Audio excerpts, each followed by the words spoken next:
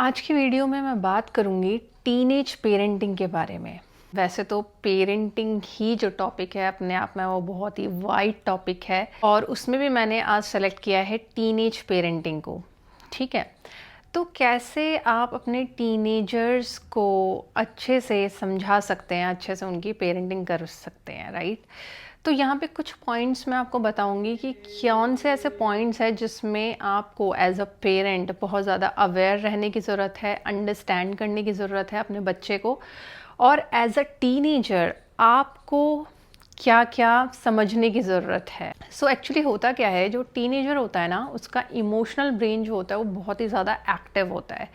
तो उसको छोटी छोटी चीज़ें भी ना बहुत ज़्यादा बड़ी लगती है। वो कहते हैं ना कि तिल का पहाड़ बना देना।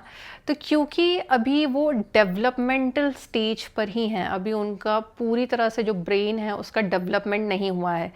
पूरी तरह से जो ब्रेन डेवलप होता है वो 24 से 25 की एज में होता है डेवलप, जो हम कहते हैं ना मैच्योरिटी आ जाना, जो हम मैच्योर होते हैं माइंड के लेवल पे, वो चीज़।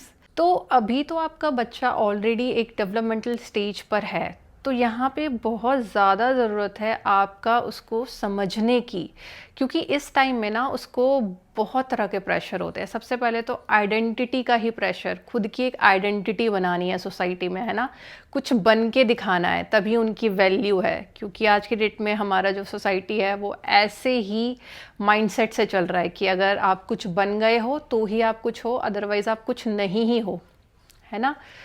तो इसमें क्या होता है, बच्चे के ऊपर ना बहुत ज़्यादा प्रेशर होता है। और आज की डेट में आप देख ही रहे हैं, इतने सारे कोचिंग इंस्टीट्यूट्स हैं, हर जगह नीट की प्रिपरेशन हो रही है या आईआईटी की प्रिपरेशन हो रही है। तो एज अ पेरेंट आप भी अपने बच्चे को बहुत ज़्यादा बर्डन देते हो, अपनी एक्सपेक्टेशंस उस पर थोपते हो कि ये तो करके ही दिखाना है नो मैटर व्हाट। तो इसमें होता क्या है ना, जो बच्चों के अंदर ना एक नेचुरली हिडन टैलेंट है, ठीक है, एक हिडन पोटेंशियल है जो उनको खुद भी नहीं पता कि उसको कैसे जाने, राइट। तो अगर उसमें वो नेचुरल, कई कई बच्चे होते हैं उनमें दिखता है वो अगर उनको आर्ट में इंटरेस्ट है तो वो उनके आर्ट में दिखेगा, किसी को म्यूज़िक में इंटरेस्ट है तो उसके म्यूज़िक में दिखेगा।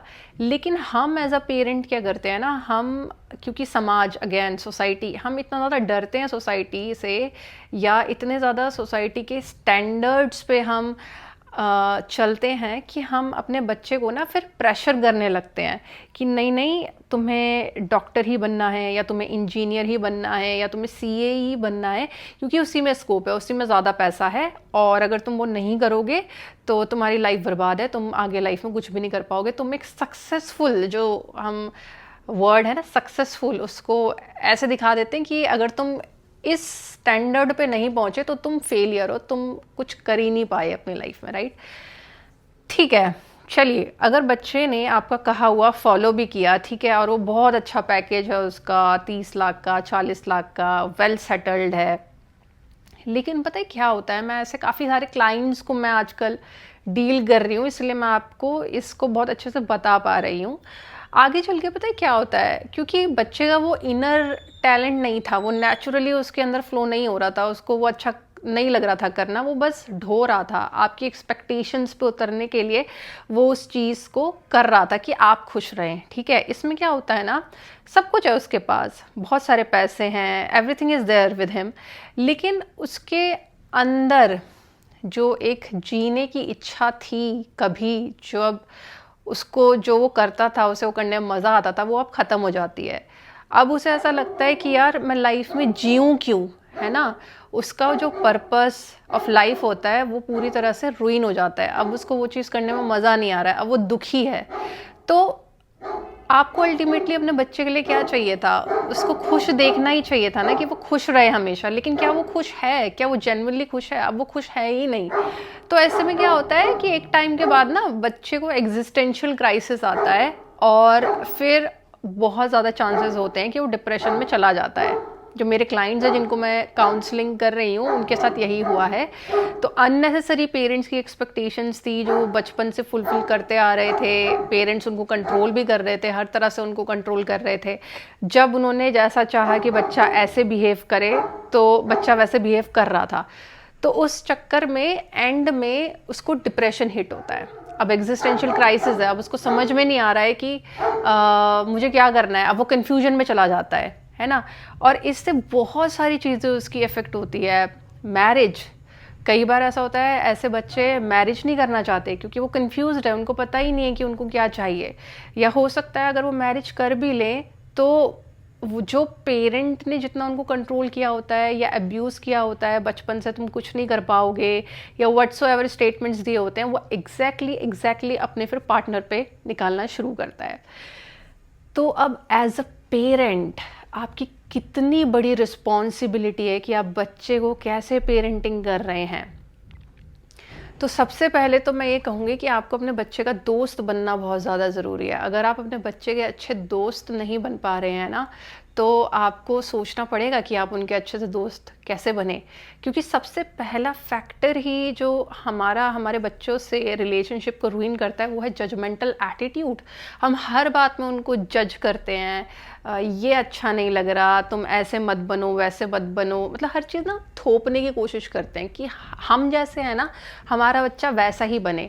अब आप मुझे एक बात बताइए, टीनेजर जो ऑलरेडी अपनी आइडेंटिटी को खोज रहा है, जो ऑलरेडी अपनी आइडेंटिटी बनाना चाहता है समाज में, वो यूनिक दिखना चाहता है, तो वो तो एक्सप्लोरेशन करेगा ना, वो तो एक्सप्लोर करने की कोशिश करेगा ना कि मैं कैसे यूनिक बन सकता हूँ, है ना।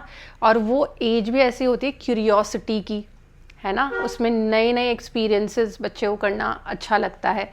अब मैं देखो यहाँ पे ये भी हो सकता है कि वो गलत एक्सपीरियंसेस पे चला जाए, गलत संगति पे चला जाए, है ना, लेकिन वो क्यों नहीं जाएगा अगर आप उसके एक अच्छे दोस्त बन जाओगे, अगर आप उसे हर बात पे जज नहीं करोगे, अगर आप उसको अंडरस्टैंड करने की कोशिश करोगे, तो बहुत चांसेस हैं कि वो हर चीज़ में आपका ओपिनियन ले, क्योंकि उसे लगेगा कि चलो एक पर्सन है मेरे साथ जो मुझे फुली अनकंडीशनली एक्सेप्ट करता है, मुझे अंडरस्टैंड करता है। And this is the beauty of parenting, जब आपका बच्चा आपके साथ एज अ फ्रेंड बन जाए।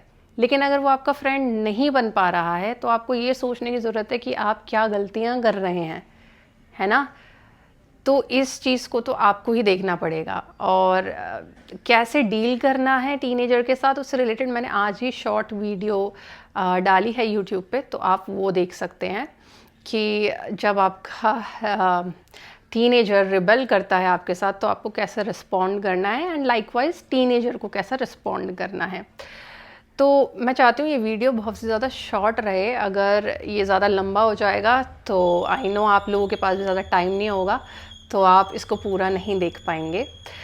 इवन इफ़ आप अगर पेरेंट्स वर्किंग है ना, तो भी आपकी रिस्पॉन्सिबिलिटी बनती है कि आप अपने बच्चे पे पूरा ध्यान दें, एटलीस्ट एन आवर, 1 घंटा तो आप अपने बच्चे के साथ स्पेंड कर ही सकते हैं ना। जैसे आपका बच्चा स्कूल से आता है और आप ऑफिस से फ्री होते हैं, फ़ोन पर मत लगिए, क्योंकि बच्चा आपके बिहेवियर को ही कॉपी करता है। अगर आप फ़ोन में लगे रहेंगे तो आपका बच्चा भी आपको देखेगा कि वो पेरेंट्स तो वर्क से आके फ़ोन पे लग जाते हैं, तो चलो मैं भी क्यों ना लगूं।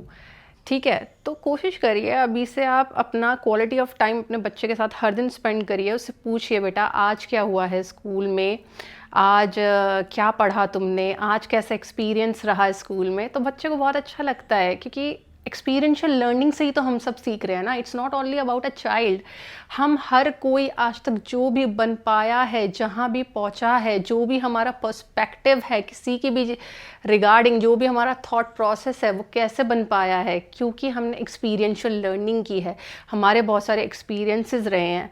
तो बच्चे की भी लाइफ में जितने ज़्यादा वाइड वैरायटी ऑफ एक्सपीरियंसेस होंगे ना, उतना ज़्यादा बच्चे का माइंड खुलेगा, उसके माइंड का डेवलपमेंट होगा। तो आप ये मत सोचिए कि बेटा ये मत करो, वो मत करो, ऐसा हो जाएगा, वैसा हो जाएगा, इतना मत डरिए। जो फोकस करने वाली चीज़ है बच्चे पे वो ये कि relationship between you and your child, अगर वो फाउंडेशन बहुत स्ट्रांग है ना, अगर आप अपने बच्चे को हर दिन टाइम देते हो, उसको नेग्लेक्ट नहीं करते, उसको फेलियर फील नहीं कराते, उसको नेगेटिव वर्ड्स नहीं बोलते, तेरे से तो होगा ही नहीं, तो कुछ कर ही नहीं पाएगा, तो बच्चे की फाउंडेशन बहुत अच्छी होगी, उसका एक हेल्दी माइंडसेट डेवलप होगा, उसका एक ट्रस्ट बिल्डअप होगा। क्योंकि एरिक एरिक्सन एक साइकोलॉजिस्ट था, उसकी फर्स्ट स्टेज ही यही थी साइकोसोशल डेवलपमेंट पे, कि ट्रस्ट वर्सेस मिसट्रस्ट। इनिशियली जैसा पेरेंटिंग बच्चे को मिलेगा उसके बेसिस पे या तो बच्चा वर्ल्ड के टूवर्ड्स ट्रस्ट बिल्डअप करेगा या फिर वो मिसट्रस्ट बिल्डअप करेगा। तो एज अ पेरेंट आपकी बस इतनी रिस्पॉन्सिबिलिटी है ना कि आप अपना रिलेशनशिप अपने बच्चे से इतना स्ट्रॉन्ग करें, इतना पॉजिटिव करें, इतना हेल्दी करें कि उसका फाउंडेशन ट्रस्ट वाला बिल्डअप हो। आप उसको अनकंडीशनल लव दीजिए, एक्सेप्टेंस दीजिए, एम्पैथी दीजिए, और वो ऐसे भी जा रहा है, जो भी एक्सपीरियंसेस उसके लाइफ में हो रहे हैं ना उसको होने दीजिए और बस उसको सपोर्ट करिए। डरिए मत ये हो गया तो वो हो गया तो, इसकी वजह से वो सीख नहीं पाएगा, उसकी एक्सपीरियंशियल लर्निंग नहीं हो पाएगी, तो उसका दिमाग वाइड नहीं हो पाएगा। आज हमारा दिमाग इतना खुला हुआ है इसलिए ही है क्योंकि हमारे इतने सारे वाइड वैरायटी ऑफ एक्सपीरियंसेस हुए हैं। अगर ये एक्सपीरियंसेस नहीं होते तो हम इतने मैच्योर नहीं बनते, हमारा दिमाग इतना नहीं खुलता और हमारा लोगों को परखने का या लोगों को जो हम समझ पा रहे हैं वो हमें कभी समझ नहीं आता। तो बहुत अच्छा है आपका बच्चा हर तरह के एक्सपीरियंसेस से गुजरे, उसकी एक अच्छी समझ डेवलप हो, वो रेजिलियंट बने। क्योंकि बहुत से पेरेंट्स इतना पैम्पर्ड करके रखते हैं ना अपने बच्चे को, इतना कंफर्ट जोन में रखते हैं, बेटा यहाँ मत जाओ, वहाँ मत जाओ, ये हो जाएगा वो हो जाएगा। फिर बाद में ना बच्चा इनिशिएट ही नहीं लेता, उसके अंदर ऑलरेडी वो डर इतना बढ़ जाता है कि उसको लगता है कि अब तो वो कुछ कर ही नहीं पाएगा। तो उसके अंदर ये डर मत भरिए, उसको कंफर्ट जोन जितना कम से कम रख सको ना आप उसे कंफर्ट जोन में उतना कम से कम रखो, उतना ज़्यादा वो एक्सप्लोर कर पाएगा दुनिया को, उतना ज़्यादा उसमें कॉन्फिडेंस बिल्डअप होगा। हमें अपने बच्चे को ब्लॉक थोड़ी बनाना है कि इतना कंफर्ट दे दिया उन्हें कि अब वो आगे लोगों से बात नहीं कर पा रहे हैं या अपने अंदर ही दब्बू से बने हुए हैं, डम्ब से बने हुए हैं। नहीं, हमें अपने बच्चे को एक ओपन माइंडसेट देना है ताकि वो इतना ओपन इनफ हो पाए कि वो समाज में दुनियादारी को हैंडल कर पाए। क्योंकि मैंने ऐसे भी बहुत सारे लड़के देखे हैं जो छोटी एज में ही मैन बन गए हैं, और ऐसे भी बॉयज़ देखे हैं जो 30-35 के हैं लेकिन अभी भी वो बॉयज़ ही हैं जबकि वो हैं मैन। तो ये नहीं करना है। तो अगर आप इन चीज़ों का ध्यान रखेंगे ना तो आपको अपने बच्चे के बारे में स्ट्रेस लेने की ज़रूरत ही नहीं है। और एक लास्टली चीज़ बोलना चाहूँगी कि कोशिश करिए कि आप अपने रूटीन में मॉर्निंग में जल्दी उठ के योगा और मेडिटेशन ज़रूर करें। अगर आप इस चीज़ को फॉलो करेंगे ना तो आपका बच्चा भी आपसे मोटिवेट होकर इस चीज़ को ज़रूर फॉलो करेगा। That's it. तो इन सारी चीज़ों का ध्यान रखिए और अपने बच्चे को एक अच्छा thought process, perspective towards life प्रदान कीजिए। ओम नमः शिवाय।